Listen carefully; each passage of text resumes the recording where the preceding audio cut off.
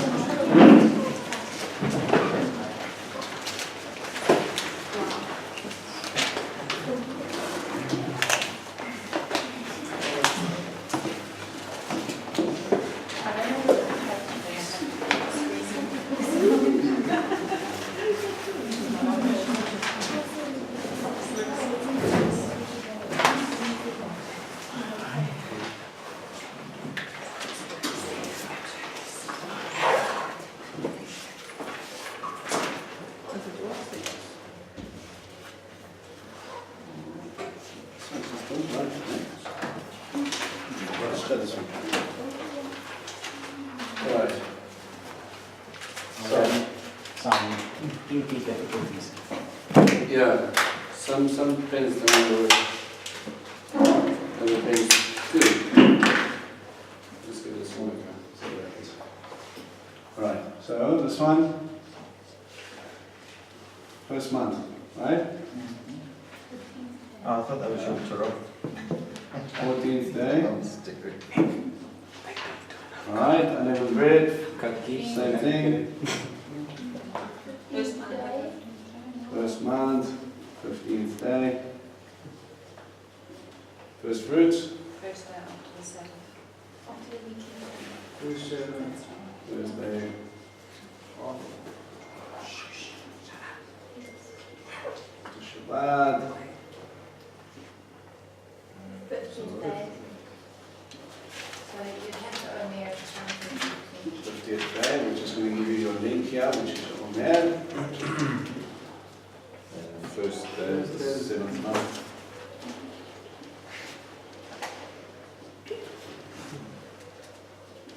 Yeah. 10th day, 7th month.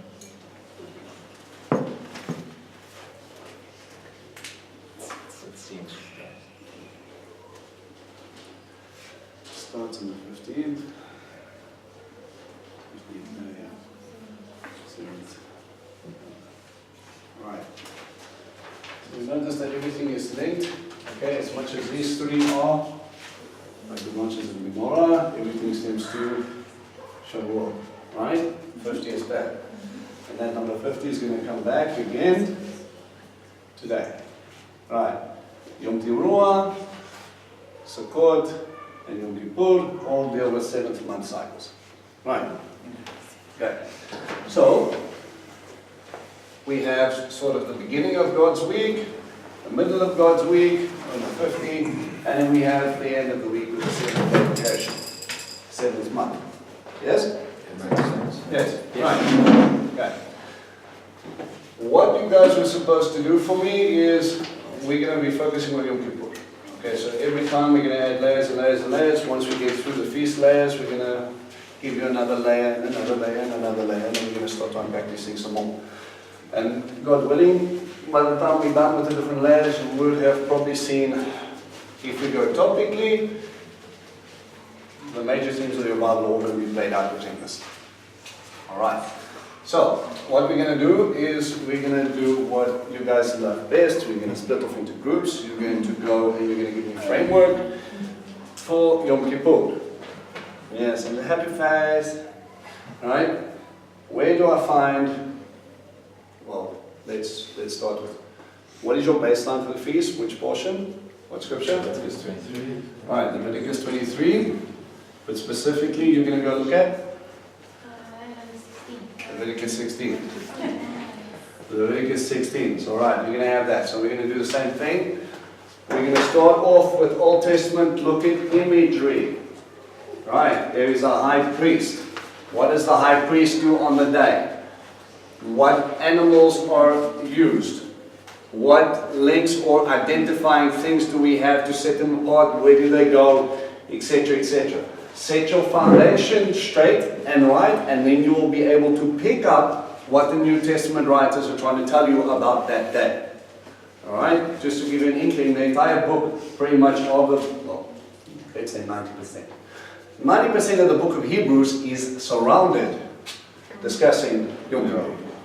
You don't understand what he's trying to tell you unless you understand Leviticus 16. Alright? So he's trying to address specific things and specific problems, but that's ultimately what we want to build onto. But before you even understand that, or we're going to try and unpack that, we are going to hit this, and we're going to start to say, okay, what is it about this time that is considered the holiest day in God's calendar, the most important day? And we're going to start linking up other scriptures, but first you need to give me the framework. Okay? So, I don't mind how you split up, just split up. Find some groups, get into Leviticus 23. Sit in there. A rope around him in case he wasn't old enough to be inside the area in case he dies. So what are you trying to say? Pomegranate bells, if he falls over and he dies, Because because that, yeah, the rabbis believed, or some guys believed there was a tradition that they would tie a thing onto his leg. Yes. And if they stop hearing the bells, then they put him out. rabbis And he's believe, dead. but Right? that's the rope, right?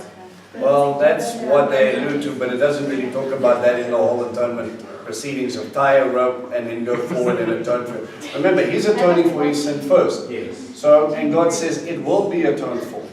So even if he just presents himself, you need a whole bunch of chutzpah to be able to do that without the idea of that, right? There is an interesting sort of thing, you know, look, some guys will say that's a factual thing, other guys will say, please, it's made up. He would defile the entirety of the Holy of Holies with a dead person being there. Then they're in a whole nother problem. Because if he dies, then no one gets atonement. Okay, so then it's purification offerings and things like that. And who can purify the Holy of Holies? No one, because the guy who's supposed to do it is not dead because he didn't take it seriously, etc., etc. So there's a few little conundrums when it comes to that sort of thing. So basically he had nothing else but the when he went to start. Well, that's he would carry the incense altar and the blood. The blood is what he carried. The thing is, the blood is the one that brings in the atonement, right? And remember, it's all about the mercy seat and that covering. And that covering again brings us back to Eden and that kapera as well, also to Noah as it gets lifted up. When we're coming back to the scapegoat, it's a very interesting idea. Can I say one more Yeah. thing? Can I throw another spanner in there? Right, that's better. About a week or two ago, Conrad posted a teaching by a Messianic believer on the group about baptism. And basically, I didn't agree with that teaching at all, and it's because of what I just said previously. Basically, what that teaching was about, it was an hour long of this chap saying that Yeshua's baptism was a type of Aaron, the high priest, placing the sins on the scapegoat Yeshua. And that would make the second goat Yeshua. And because I don't believe that the second goat that went into wilderness is Yeshua, I believe that the second goat is actually the guilty one in House of Time because it's the Azazel. Let me elaborate on that, okay? But basically, he made the illusion that John the Baptist was a kohen, right? He came from Zechariah, who was he was busy doing the incense lighting that is only for the sons of Aaron, right? So he, in all his authority, was not trained up for temple. He came out into the wilderness and he mikvad Yeshua for righteousness' sake, and that made him now the scapegoat. The problem is that the whole idea of mikvah is not about here. The whole idea of mikvah is about new covenant. It's got nothing to do with the two, okay? So it kind of sets it into an interesting little thing. It's using one illustration to justify another one and then trying to bring it back to that. I don't necessarily agree with where it was coming from. Sorry, do you know why I didn't agree with that? If you take an event in the New Testament and you superimpose it over a feast in the Old Testament, they have to fit like two puzzle pieces. You can't just take any random event in the New Testament and stick a feast on it and say these two fit together, because sometimes they really don't. I think the logic was he went out into the wilderness and then he went to this Azazel, which is now this devil demon thing, and that's where he met us at. Yeah. And then, I mean, that's But the obviously whole where they get placing, the idea. the high priest placing the sin on the goat, and this is, he's saying it's like, you know, John the Baptist placing the sin on Yeshua. I just felt that, found that repulsive. Because there's no way that John the Baptist, he wasn't a high priest, would have the authority to do such a thing. That was just He was, well, they believe he was all the sons of Aaron, so he would have But he had wasn't a legitimacy. high priest. No, but he was could Zechariah's have son. been legitimately part of that. Zechariah, that traced back to the lineage. Many guys have done studies on this, I have to verify it. But they believe they came from the But the descendants reason of I Aaron, so say he would have that been called. is because nobody placed the sin on Yeshua. Yeshua took on the sin for himself. Nobody killed him. He actually chose to It's die. two different So- events, isn't it? It's God in Gethsemane with the pressing, and now he's trying to make it in the beginning of the ministry. Then that wasn't what it was about. The wilderness was never a place of death, it was a place of life, right? Especially with God. The fact that this goes out to a place, and whether it was bound up or whether it walked out into the wilderness and died, again, you know, it doesn't really make a difference. The simple image is this: the sins have left the camp. That's all he wants to tell you. Says that the atoning sacrifice for where the center of the camp is, Emmanuel, where I will meet with you, that's atoned for. The community is atoned for. Your representation is atoned for. Everybody's been atoned for. The high priest has done his job, and that sin has left. Because how can the clean or the holy dwell with the unclean? They can't. Right? So that leaves, and it goes out, and you never have to worry about that. It is a fundamental that Hasatan tries to remind you that he's still in your camp.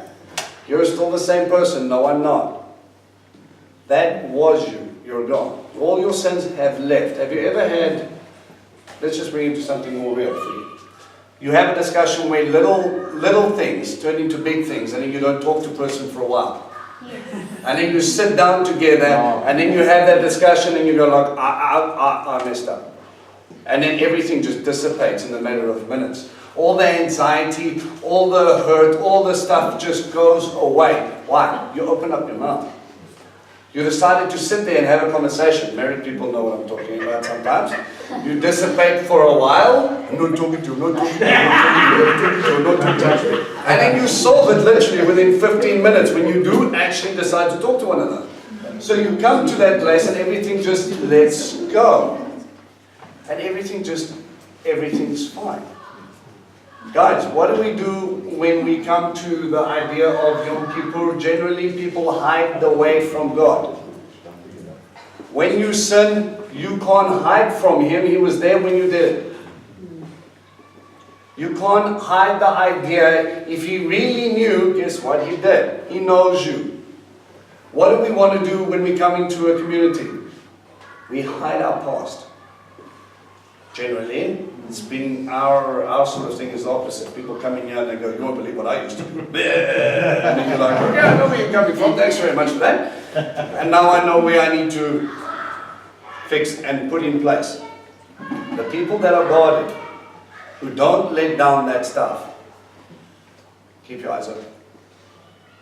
There's two things that are going on there. They're not who they say they are, or they don't really want you to know where they come from because they don't even like them. How are you gonna? Those are walls that only God can knock down. Right? You need to let them know they're going to be loved regardless. Listen, leaders, listen again. You cannot hold someone accountable for their sins of their past before they knew Christ. That's not your job. I don't care what you did.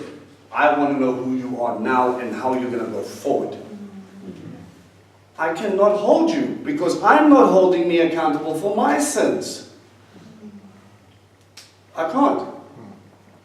If I still think I'm the same guy, has salvation really come? No. If I'm still busy being held back by who I was, then I can't move forward. God said, clean slate, new creation. Do you believe him, yes or no? Amen. So don't act like the old creation. It's very simple. And don't pretend like you don't have a past. I don't care what it is. You make mistakes, you move forward. God doesn't remind you about that past. You don't. But this only applies, very carefully. Listen, if people are not saved and they keep on hurting you, they keep on hurting you, they keep on hurting you, they keep on hurting you, use discernment. They're not saved. You can't hold them to the same level that you hold another believer to. And you can't hold them to the same level you are held accountable to. Your eyes are open, theirs aren't. Be careful. Okay? Just use a little bit of discernment. Forgive them, yes. But if you think they're going to change, you're deluding yourself because they have no need to change. Bums have not hit floor yet. Okay? I've just been in a situation like that, and it is tough because at first you want to like get so close to the person because you know they're hurting themselves. But in the same breath, you're not sure where they are because they got the walls up. So yeah, it is a tough thing, but I think what really helps is, you know, deep down they know what they're doing wrong. And deep down, also, the enemy is messing with them, already reminding them. So the best strategy is to just not see their sins and find positive about that person and try love past those things. And it's tough because they can be hurting you in those situations where they're making mistakes as well. So it's like costs you because you're also getting hurt by trying to reach them. You know what I find amazing about people? Is they understand tough love and their boundaries and discipline when they treat their kids, but they don't do it to other people. Yeah. Why is it that I can be hard with my children when I say no means no and I let other people walk all over me because I'm a child of God? Yeah. Not supposed to be that way. I have a boundary and I have a responsibility to protect my family. If you come in here and you come in and disrespect my family or you talk about things in my home that I do not deem approvable and that my kids might hear it, I have full right and responsibility to say, I love you, but not here. You want to talk to me? We'll go one-on-one, we'll go sit somewhere else. I'm keeping my family safe from that sort of behavior. And I will open myself up because I have the strength and the fortitude to deal with that person at that point, and I know what I'm getting myself into. My kids don't. You got to protect them as well. They're still growing. Yeah. Remember, you guys have to be stewards. You have to know the difference between goats and sheep and wolves. Right? And this isn't me trying to look up past everybody to see if it is a wolf. You ask God to show you and let Him show you the fruit thereof. Again, what's very, very, very, very, very, very important. I don't get to sit here and say who you are by what you say you are. I say how I see you according to what you say and do. That's how you discern the difference between goats and wolves. Some guys are just stubborn. You know the difference? But. God says do this, but. You know, that goat. That goat sometimes have to go walk us in the wilderness a little bit before he come back. Eh? Sometimes we've got processes that we have to go through. But let Abba come in and do what he needs you to do to get you to that next place. Okay, listen, we're running out of time. I want to make one more link. Go to Leviticus 25 for me.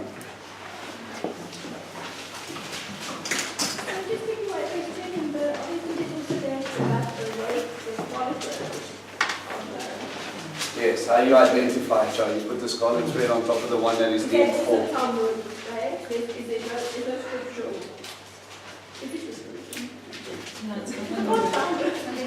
It's not in the word, it's a commentary. And I see this one kind of one image there. With that hole that I found that God kept on coming back, it's also very true of you say that pattern of sin. Sometimes we always find that same sin creeping back into our camp, or into our lives personally as well. Alright. So, scan through Leviticus 25 and tell me something about Yom Kippur. And if you look for the word Yom Kippur, you might be a bit confused. I found it. John, good? There's none. Also, on the point you were raising, the people of, once you've gone through the whole process, he had to change his clothes. And it was symbolic of, it's now different. Before you had all these sins and pain. Absolutely. And Jesus talks about when you go to a wedding feast and the guy says, hey, you haven't got the clothes on. You came with the wrong garments. Yeah. Right, so tell me what you see in Leviticus 25. Jubilee. 25, okay, so you got the year of Jubilee, which is counted on the 10th day of the 7th month. And what else is counted around that time? How many watts add up to the Jubilee? Sabbatical year, so your Shemitah cycle. So how many Shemitahs? 7 by 7, and when's our year of Jubilee? On the 50th. Year after. The 50th year. And what happens in the year of Jubilee? All, Huh? So let the land rest for a year. Right, what? Everything goes back to Land returns. So if They you sold just cancel. if you sold your family and slaves, they would come back, your land would come back, everything's redeemed. Right, everything, it is a time of redemption. Right? And that's when we get the idea of Rosh Hashanah, right? I've mentioned this before. Because it's in the 10th day of the 7th month, and they ask, how can you start counting on the 10th day? There's a lovely Hebrew expression called kacha. Kacha. They go, why? They go, kacha. It's because. That's it. Finishes the whole argument. There's no comeback from kacha. It's like, there's an exception in the word. Right? Now, you've heard me say before, normally means masculine plural. And then you get anashim, which means people. Nashim means woman. But it's an im. Lama? Why? Kacha. We have no clue. That's just what it is. Okay? Study it, learn it, it's scriptural. And that's how we go. Alright? But he starts it off here on the 10th day. What does 10 represent? Perfection. Really? Completion, sorry. Really? I thought that was 7. No, completion of it. Fulfillment, isn't it got to do with the fulfillment? 10 words. We've got 2 very nice Old Testament references here. 10 blanks. Good idea, bad idea. Bad idea. Depends 10 words. Depends on which party you are. That's the difference. 10 wonders. Yeah. 10 words tell you about the ketubah. The ketubah, the wonders, who is God? Who is your group? So 10 is a very interesting number. Wasn't Ecclesia also 10? But, Ecclesia? 10 righteous. Well, that was Sodom and Gomorrah. So it didn't work out so well for them. If you can find 10 righteous, there would have been. Right? You're talking about a million. Yeah, a million is what the Jews get together and they say, if we have 10 righteous, we can. They came from the story of Sodom and Gomorrah. They couldn't even find 10 in Lot's house. If it would have still stood. But they didn't. The angels literally grabbed them and threw them out, right? So, again, it would have been saved, but because there wasn't 10, it was destroyed. Okay? So we've got an interesting little link here. 50th day, 50th year. So what is Shavuot trying to tell you about the Jubilee? The Jubilee is also redeeming of land. So, and Shavuot is when in Yeshua. Okay? Sucking your thumb. Throwing it up there. Seeing if they stick. Like that thing that you like. Look at the words. Beginning and the end. Both have Aleph Tav. The hit. Coincidence? Doesn't exist. Good incidence. So these two things have everything to do with this. What links that Aleph Tav with this Aleph Tav? The nail. A nail, which means attached. You're attached. And how are we attached? What are we over attached? Heaven. So heaven's plan from the beginning was to attach Yeshua, becoming Emmanuel, and later, after he ascended to heaven, came back and brought atonement. So it's by bringing earth and heaven. It's God and Eden, isn't it? Yeah. Right?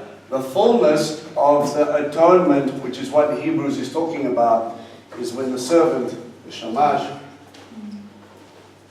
is in heaven, busy dealing with your atonement. You guys are going to go and study now. Can I quickly say something about 7 sevens? I read that Yom Kippur is also known as Shabbat Shabbaton, the Sabbath of Sabbaths. And the way they work that out is because if you're not they're not talking there about the weekly Sabbaths, that's obviously the 7th day. If they say they count the 7 Sabbaths that occur over the different feasts. Right. And what they say is that Yom Kippur is the Sabbath of Sabbaths because it's the 7th Sabbath of all the feastly Sabbaths, making it the most important of all 7 the Sabbaths Sabbaths. from the beginning, from Pesach. Well, that's what I read. That it's it's Shabbat Shabbaton. It's this. If you take all the 7 feast Sabbaths, it's the Sabbath of Sabbaths because it's the 7th one. They say it's also why they call it the most important feast and the most important holiest day. Well, let's test it. Right? Is But there I a... just read that. I don't Yeah, know if that's it's true. Well, that's why we can 7 test it. sevens. Right? That's good that we bring these things in. Pesach, is there a Pesach on... Is there a Shabbat for Pesach? No.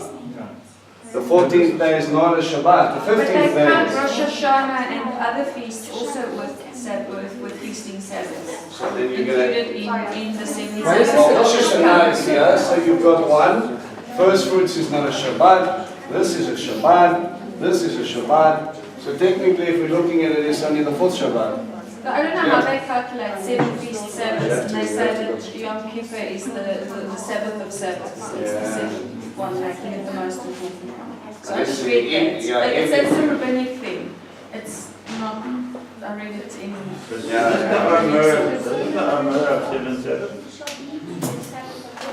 A Sabbath, a Shabbat. Remember, guys, when you talk about Shabbat, remember he says, Shabbat as a symbol, all these feasts are signs and symbols between you and God. How much even more so than Yom Kippur? When the day of his covering, how much does it mean that you will have everything between you and God will be okay? What does it mean to you? Right? It means it should be. Enough to take a day of work? Should be without fail. Enough to not eat for the day?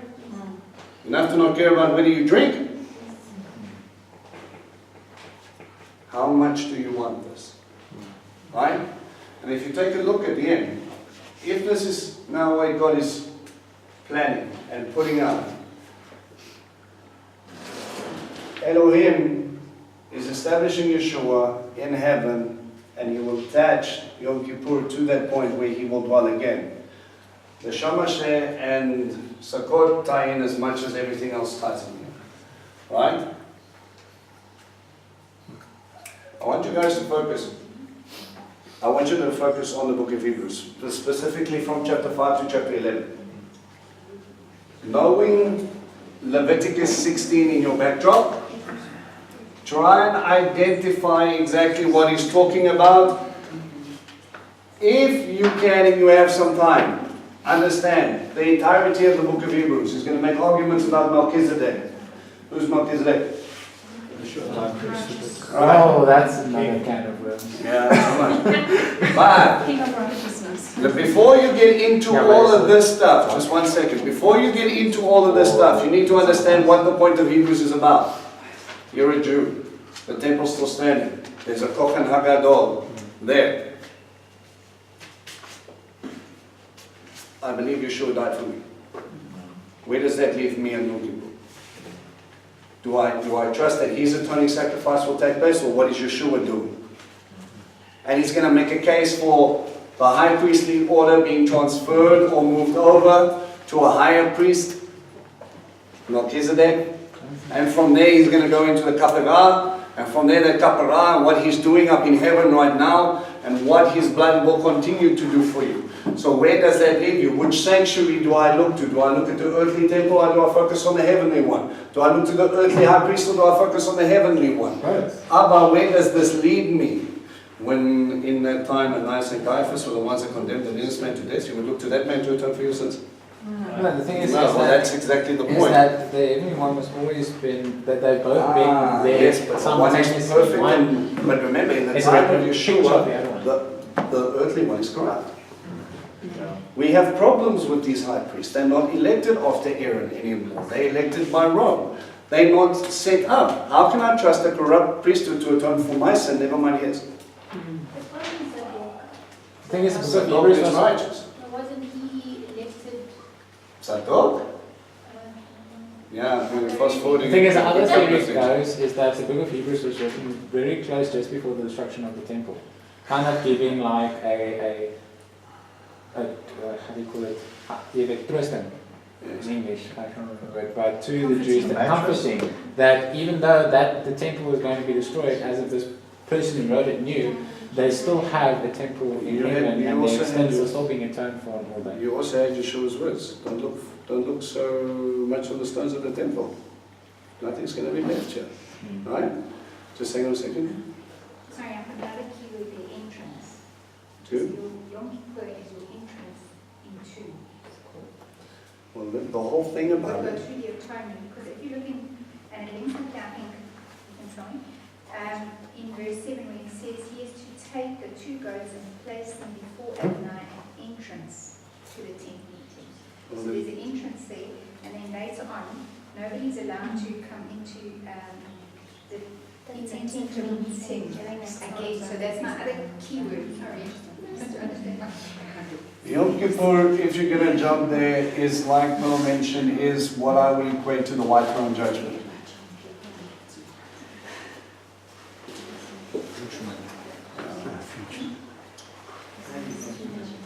Right? In the order of things, the sounding of the brass when you would come, judgment has to take place, and his Mishkan or his dwelling there forevermore. But you also, You're not going to get true accepted support. that and repented and turned and accepted that's your No, entrance. but that's the thing. You have, but the rest of the earth hasn't. There is still a judgment that needs to take place for everybody else. And in Revelations 20, it talks about that, right? So personally, you walked through that as well, and that's what I'm saying. Yes. As well. Yes, but again, it's that and fuller and more in the scheme of things in establishing his entire kingdom. All right? So you've got many different aspects of this, what you're looking at. Again, you're not just looking at one phrase in Bereshit, what you're not just looking at is the feast, but you're also looking at other things underlying, which are going to link all the way through Scripture. This is what makes this stuff so exciting. I think what's important to realize when you study the book of Hebrews in conjunction with Yom Kippur is that we as Messianic believers celebrate Yom Kippur very differently to an Orthodox or a real Jew, okay? Because when you look at the word kapar in Hebrew for atonement, it speaks of a covering, okay? It speaks of redemption, but it speaks mainly of a covering. But when you look in the New Testament at the word for atonement in Greek, propitiation or an expiation doesn't speak of a covering, it speaks of a complete replacement. Right. So it's a fullness of the covenant. So we, in celebrating Yom Kippur, we're celebrating the finished work of Messiah, and we don't say the Al Chet prayer because we're hoping that our names will be written in the Lamb's Book of Life. We know that it already is. So we say it in line of looking to the last judgment, but they say it in line. They keep Yom Kippur looking forward to the Messiah and the first judgment. That's exactly why If Hebrews that makes says. any sense. Yeah. The writer Hebrews says that the blood of rams and goats cannot remove sin. Yeah, remember again, that was because it was instituted by God, but you're talking to a Jew who understands Jews. I mean, they never believe that removed their sin. Well, then why would the whole sin offering be instituted by God if that It covered it. It's like Abba doesn't, he looked at the blood, he saw blood, but the sin was still there. It wasn't. Ultimately, again, we're going to come back to the Hebrew again, and kapara literally means covering. There is no removal of sin unless it's a scapegoat. It is a covering of. The whole issue of that is you make a difference between intentional sin and unintentional sin. The offering system was geared to unintentional. Yeshua's blood is geared to that and intentional. So that it is a different thing that he's trying to make the illusion to, but that comes into your offering system. It's yes and yes. Yeah. No, sir, thank You you. good? No, Right. Just something I wanted to add in here. Obviously, leading up to the 7th month, you've got Elul again, 30 days, plus the 10 will give you the number 40. 40 is about what? Testing. Is that for your Teruah? Testing, no, 30 days. It's 29 in a few days, so 30 days to Yom Teruah, and then 10 days to Yom Kippur. It is a time of building down, a time of introspection. So what do you do in that process? If you traditionally speak, Ask for forgiveness and forgive others. right, in the time of Elul, you focus on hurting everybody, well, the things that you've done to people around you, and then you take 10 days to focus on your relationship with God. That's repentance. Yes, but it's again, first I focus on the outer group of people. Yeshua says what? Leave your offering At the door.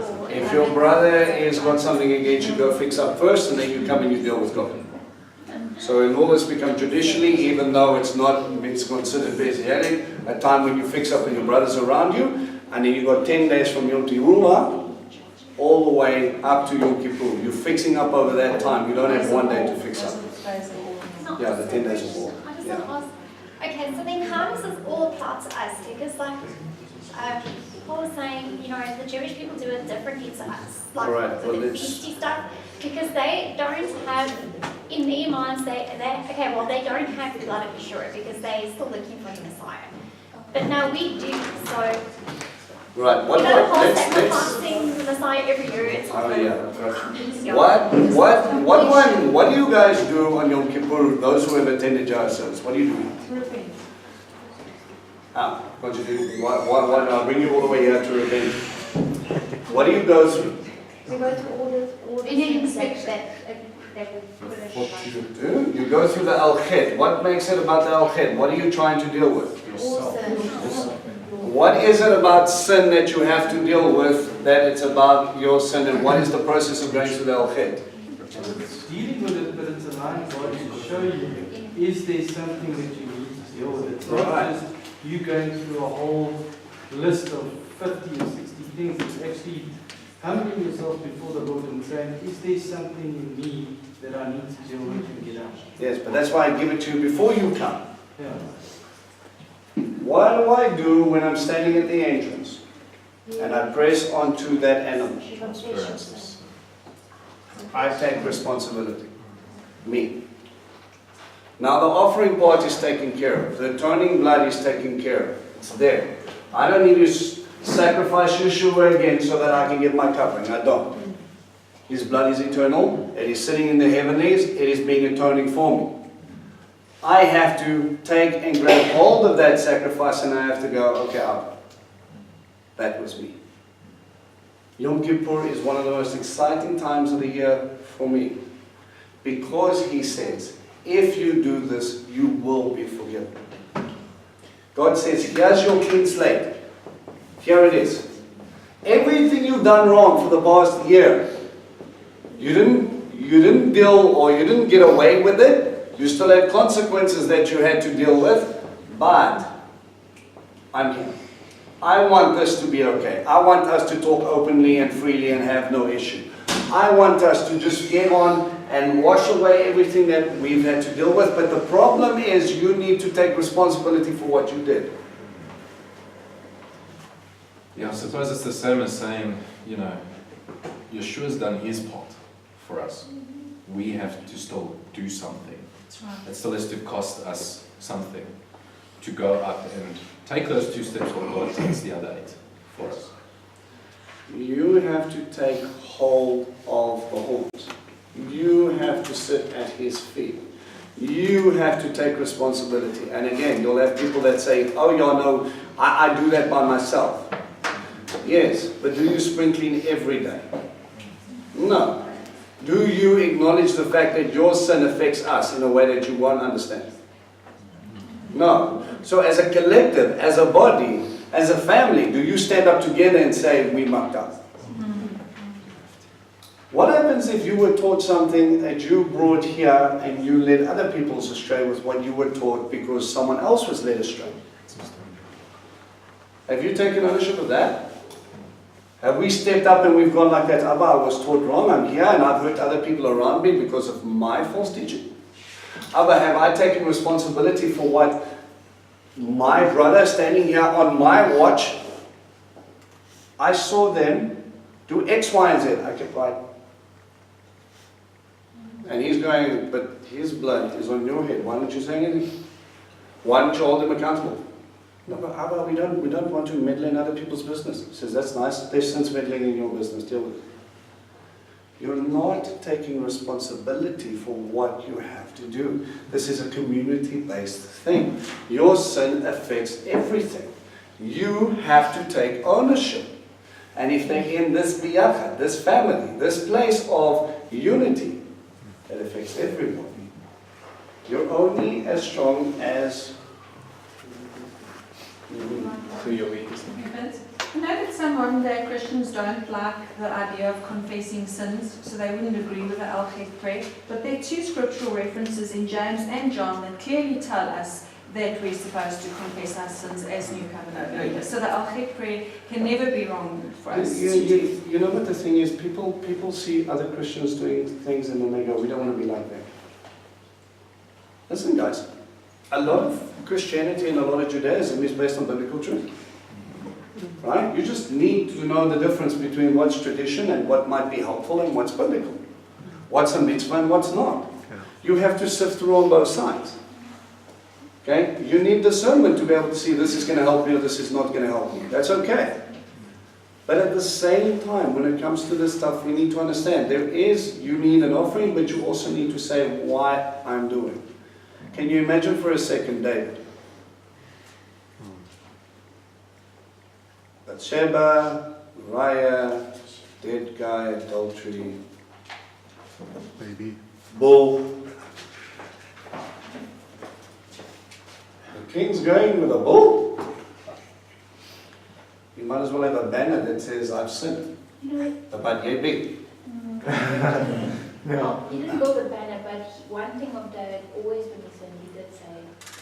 Yes, but what I'm saying is, if you understood the offering system, If a king for a was- king's sin, it was a bull. And then It you wasn't take a the- lad offering you the goat. You had a big bull following you all the way there. So everybody knew that. So everybody knew there was something that he did wrong. How long do you think? You're sitting over there and he has to make a public confession. Guys, it doesn't make him less of a king. It makes him a man, but it makes him more of a king because he understood when he mucked up, he went to God instead of running from him. Learn from that. Sorry, I think we skipped one small thing concerning Yom Kippur, but before we go to the New Testament. There's the question of the tablets of stone on the 10th of Tishri. Do you know what I mean by that? Is it tradition that the first set was given at Shavuot and the second set was on the... Yeah, it's more or less a guideline. But it ties in very well to the understanding. Preaches nicely, but you can't cement. Okay, but the Jews believe that according to their tradition. Their Jews also believe that Zazel was a goat demon. And of bed. Right, yeah, no, different one. That was Greek, actually. Right, alright, so, yeah, what Paul's talking about is that when he came down, after the first tablets were thrown and broken and destroyed, he went up at the first of Tishrei, at the beginning of the law, really. So 40 days later, he Yeah, at the beginning of the law, and he spent the next 40 days, and he came back with the second lot of the second lot of the Ten Commandments, the Decalogue, on the day of Yom Kippur, hence again the Shemitah cycle and that redemption and inheritance. What also ties in nicely is the fact that his face was shining, and it speaks of the new covenant thing, of the glory of the new covenant, the radiance and glory of the new covenant. Good luck proving that scripture. I know, it's just It's a nice That's a nice one. Yeah. It's good. All right. Yes? I think there's also just something to add to the beauty of this. Those who had leprosy and those who were disabled and those who couldn't go up to temple to make the sacrifices, they were actually relying on this for God to forgive them of their sins. So for those who maybe were missing an arm or they had something wrong with them, whether it wasn't got to do with their sin and they had sinned, this was the time where they could repent. Okay, yeah, this is talking about when if you were, the rabbis thought if you were maimed in any way, you weren't allowed to go up and perform, but it was mainly the priest that had to be perfect. Yeah, the priest had to be perfect. And that's also the thing that says that during that time, all illnesses, everything was like just healed. Well, tradition, yeah, there's lots of interesting to reach in it about it. I want you to stick to the biblical first and then we can go into those. I just want to say it's also just important to remember, I can't find the scripture now, but when he when they talk about what offering is for what sin, as a community as well, depending on what the brethren did, you actually had to do a sin offering as a community. And then also, with those who we were discussing the last week, is Numbers also talks about, which I never realized, we always obviously get the main point of Yom Kippur as a sin offering.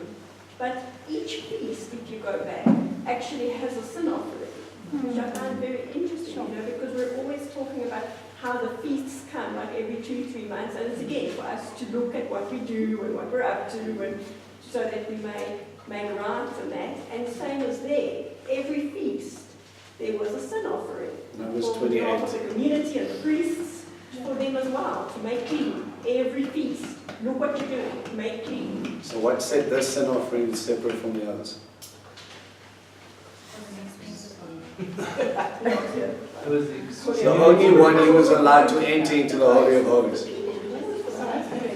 It's the only one he was allowed to go into the Holy of Holies. Everything else was dealt with at the brazen altar, stopped at most at the incense altar. No, none other one except for this one were they allowed to go into the Holy of Holies.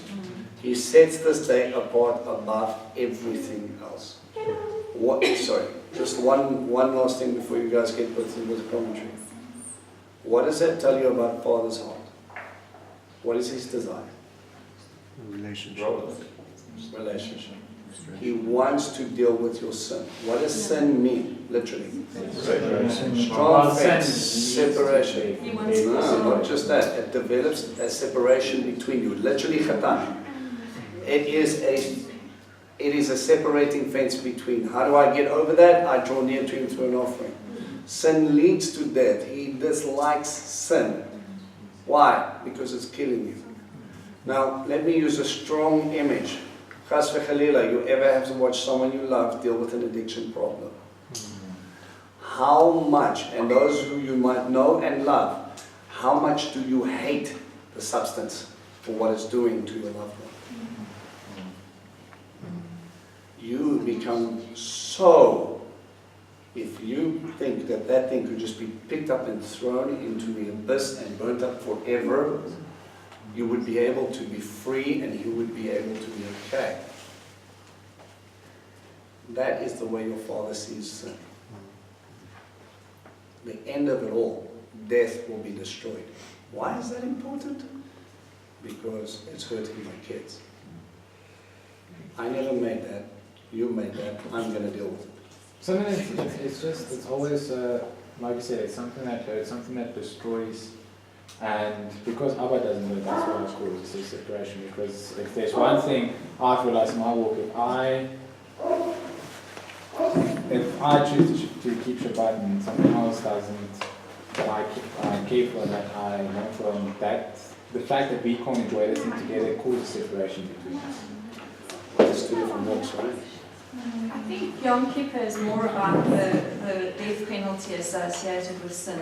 But at the same time, it is good to confess the sins that will cause a separation between you and the Father. No, well, that's the thing. I mean, ultimately, if you know your Torah, not every sin is a death penalty. Yeah. But ultimately, all sin leads to death. Which is the separation. main Right. But you know, Right. but it's actually funny because like when you sin, you don't run to God and say, I'm sorry. You don't. You run away. Is that your flesh? So, Do you like being told you're wrong? no. When you want to have your way, completely. No. In the moment, no. But you eventually come around. The worst part is if you think you're doing okay, then you still find out it's like, I'm still doing it wrong. All right, guys. Let me just end off with this. You've got 2 minutes. Relax. It's not even 6 o'clock yet. I know you're all tired. Right? When you go from Yom Kippur to Yom Kippur and you deal with the El Chet, it's not so that God can beat you down, it's so that He can mark you and show you where you can improve. There are sections in your life that God willing, every year you will get better in. Right? And He's saying, all right, we've done it. We've overcome that hurdle. That is no longer a problem for you. Don't forget about that, because don't slip back into that habit. But this area is next.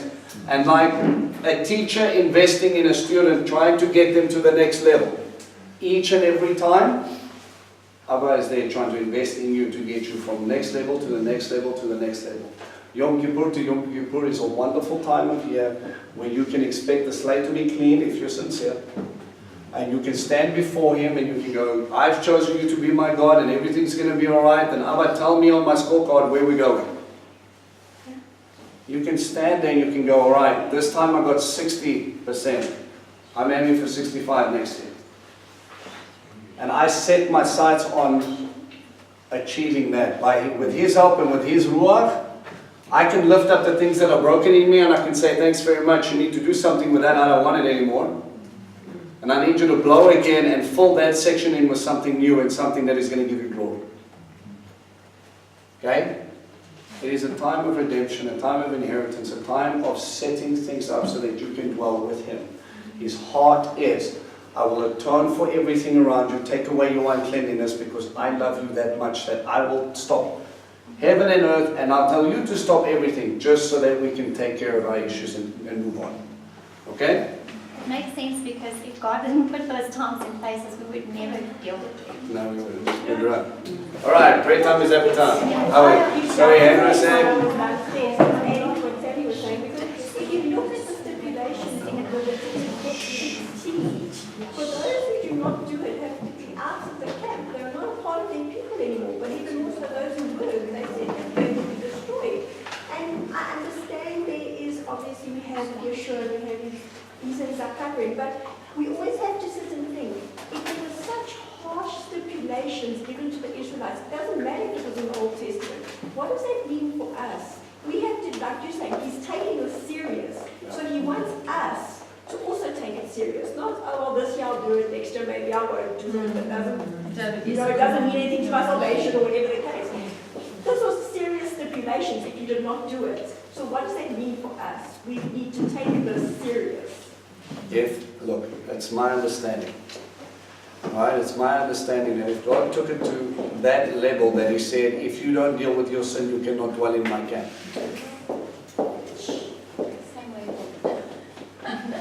Guys, you make a decision. It's the same as the Shabbat cycles. You either choose you belong to Him fully or you don't. But again, you cannot have the blessings of God without the relationship of God. That ultimately is up to you. Right? You either take Him seriously and you take this walk seriously, or you don't. But there are too many people playing one foot in, one foot out, and they can't understand why their life and their relationship with God is not getting better. You're only half in. How much do you expect? This isn't a, I'm going to get, well, what do you find normally when you go out? I don't know, I saw it a lot. But when you meet people running around and they're swearing and they're drinking and they're having a wonderful time and they're wearing a necklace, a lot of the time you see crosses, right? Mm-hmm. Why would someone who's not living according to God wear something like that? They generally teach that as they get out of jail free card. If I believe in Him, I won't go to hell. Right? So I'm going to put a symbol on, but I'm going to live like I belong to the devil anyway and think that that symbol is going to make a difference. That symbol is there to remind you who you belong to. Putting on sit and living like the world don't make you holy. Keeping the feasts to the letter of keeping the feast and not having no relationship with God does not make you His. Then it becomes all about outward things and nothing of relationship. It is good to follow the mitzvah. It is good to put on sit. But if those sit stop meaning anything to you, don't wear them. It is not to tell you that you're perfect. It is there to remind you how much you need Him. It's not a perfection thing. It's not a talisman. You, by your walk, are going to define who you belong to. If I'm running around, and I'm acting like a little bit of a gigolo, and I'm schmoozing all different types of women, my wife will not be happy. How then if I can understand that, why do I think it's okay to do that with my God? I will appease Mammon because I want to get what I want to get at the expense of what my God thinks of me. Listen to me. God has impressed something very big in my heart and He's freed me from a lot of stuff. But the stuff you chase, you cannot take with you. There is one thing you're going to take with you, and that's Him. Your house means nothing. Your cars mean nothing. Your bank balance means nothing. Those are a means to survive. That's it. If you have to go, whether you're going to Zambia, whether you're going to Israel, whether you're staying here, there's a time when He's going to come and He's going to call you. You can't take that stuff with. They mean nothing. But if you're so busy chasing it, so busy fixating on it, you're telling Him it means more. Lot's wife turned into a pillar of salt purely because she longed for her things instead of her life. Your life is going to go skyward. 1 Thessalonians talks about people that will be called up into the clouds. When He comes, you need to be ready. If you're thinking about your egg beater or your car or the thing you've paid for the last 25 years and that's your motivation to stay, your desire might very well become your reality. What should become the fullness of your heart's desire are His feasts. And mark this down, Isaiah 56 and Isaiah 58. 58 talks about Yom Kippur. Isaiah 56, 58 talks about Yom Kippur, it talks about fasting. Right? And Shabbat talks. Well, that's what the essence is. You're not going to do Yom Kippur if you don't want. Right. Isaiah 56 and Isaiah 58. Guys. 58. If you follow, these will be signs for you between you and God. A Shabbat is always a sign of who you belong to. There is more than one Shabbat in the cycles behind me. The highest Shabbat of them all is the day you're talking about today in Yom Kippur. If that is the biggest sign for you, you need to pay attention. Right? This is not just something we do, it's something we live. Make sure it penetrates your heart so that when you stand there, you understand why you're there. Okay?